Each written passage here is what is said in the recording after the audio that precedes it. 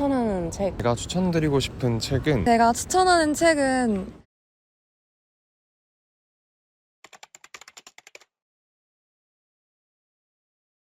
저는 타이타닉 도구들 추천하고 싶습니다. 이미 성공하신 분들의 의견들을 담고 있는 책인 것 같아서 연대생 분들한테 도움이 많이 될 것 같습니다. 파친코를 추천을 드립니다. 이유는 저희 역사에 대해서 단순히 역사적 사건만을 다루는 게 아니라 개개인의 반응들을 세심하게 잘 다룬다고 생각을 했고, 제가 추천하는 책은 양 기자의 모순이라는 책이고요.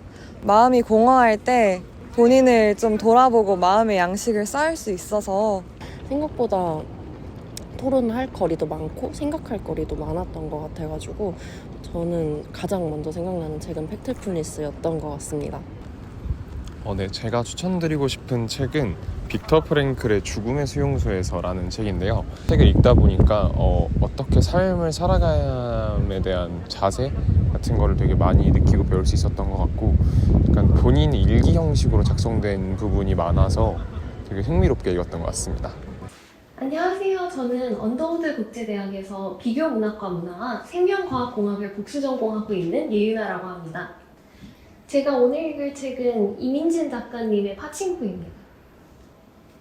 안녕하세요. 저는 의예과 이사학번 김하임입니다. 제가 오늘 읽을 책은 빅터 프랭클의 죽음의 수용소에서입니다.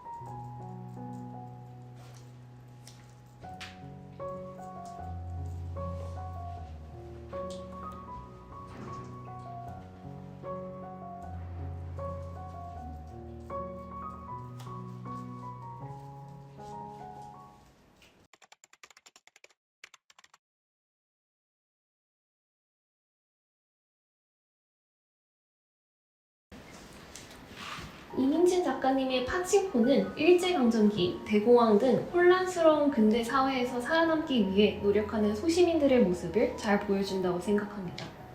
특히 기형, 가난 등의 고난을 겪는 선자 가족이 많이 배우지는 못했어도 따뜻한 마음과 열심히 일하는 모습으로 마을 사람들 및 독자들을 사로잡는 도입부가 좋았습니다.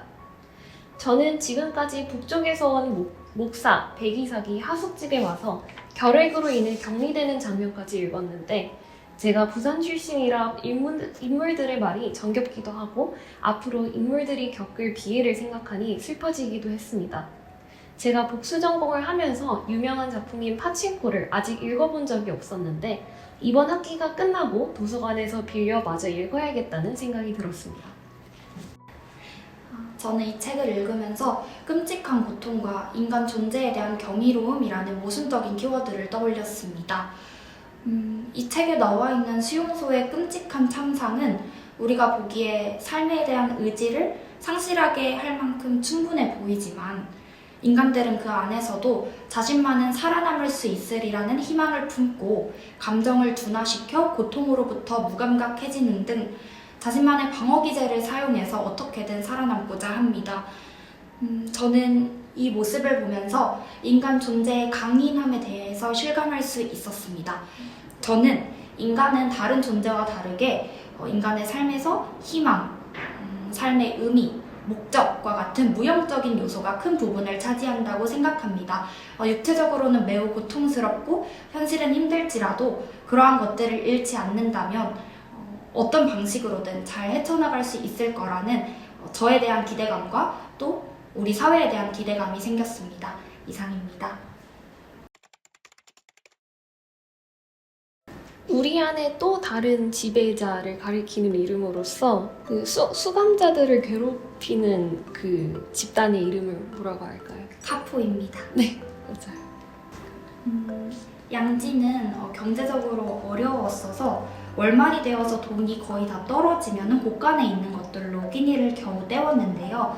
곡식자루도 텅텅 비면은 콩가루로 이거를 만들어 먹었습니다. 뭘까요? 잘 기억이 안 나네요. 약간 국물이었던 것 같아요. 국물은 없어요. 국물은 없어요? 네. 가루로. 이렇게. 그 부침개? 맞아요. 네.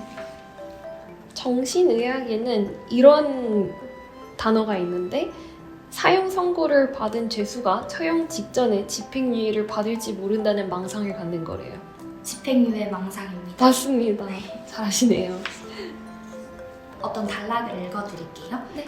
단지 바깥 세상이 보고 싶었을 뿐인 젊은이는 자신이 평생 나갈 수 없다는 사실을 깨달았으나 땡땡땡까지는 갈 수 있다고 자신했다. 오사카요. 맞습니다. 거기에 아마 그 네.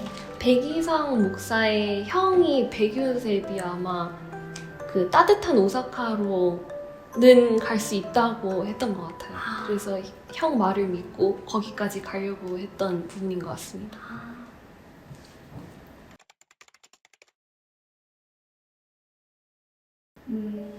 저에게 책이란 옛 동네 친구인 느낌입니다. 한때는 정말 가까이 했고 매일 책을 보면서 걸어다닐 정도로 정말 좋아했지만 이제 아무래도 다른 것들에 열중하게 되면서 점점 책을 읽기가 어려워졌습니다. 그럼에도 불구하고 항상 마음 한켠에는 책에 대한 그리움이 남아 있었고 늘 책을 다시 가까이 하고 싶다는 열정이 있었습니다. 그래서 그런 의미에서 옛 동네 친구 같다는 생각을 했습니다. 저에게 책은 성장판이라고 생각합니다. 왜냐하면 저도 어렸을 때부터 책 읽는 거를 좋아했고 그리고 영어 책을 많이 읽으면서 영어랑 그리고 다른 문화에 대한 이해를 높이게 되었다고 생각을 하거든요. 그래서 저도 사실 복수전공을 하면서 책을 조금 오랜만에 읽게 되었는데 되게 즐거웠고요. 다른 사람에게도 이 즐거움을 널리 알고 싶습니다.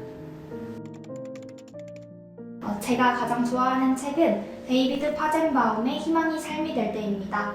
그 책에서는 이런 구절이 나옵니다. 희망은 산타클로스가 주는 선물이 아니라 선택이자 능동적인 힘이기 때문에 특히나 의학 분야에서 희망이 행동으로 이어진다면 그 희망을 현실로 만들 수 있다고 말합니다. 저자는 캐슬만병이라는 희귀 질환을 앓고 있는데요. 자신을 실험체 삼아서 치료제를 찾아가고 있습니다. 저 또한 인생에서 뭔가 어려움을 만났을 때 수동적으로 나에게 행운이 찾아오기를 기다리는 것이 아니라 적극적인 행동으로 제 삶을 꾸려나갈 수 있기를 바라게 되었습니다. 그래서 이 책을 한번 읽어보시면 좋을 것 같습니다. 저는 진미스 작가님의 광막한 사르고스 바다라는 작품이 인상 깊었습니다. 왜냐하면 이 책이 자메이카에서 노예제가 폐지되고 일어나는 혼란에 대해서 잘 묘사를 했다고 생각을 하거든요. 특히 그 여주인공이 원래는 노예들을 거느리고 있던 가족이었는데 그런데 이 노예제가 붕괴가 되면서 그 일어나는 혼란과 갑작스럽게 재산과 명예를 되찾아야 되는 입장에서 하게 되는 그런 결혼, 그런 여러 가지들을 겪으면서 일어나는 불행에 대해서 매우 슬펐고 하지만 그럼에도 생각할 그 여러 가지가 많았다고 생각합니다.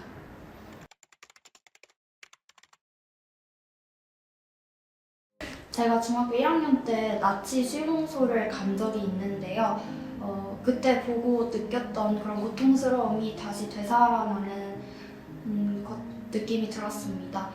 또 책의 역할에 대해 다시금 생각해 보게 되었습니다. 뭔가 잊혀가는 것들에 대해서 다시금 상기시켜주고 우리는 직접 경험해보지 않았지만 그 당시 사람들이 느꼈던 그런 감정과 그런 느낌들을 경험하게 해주고 이런 점에서 정말 책의 역할을 느꼈던 것 같고요.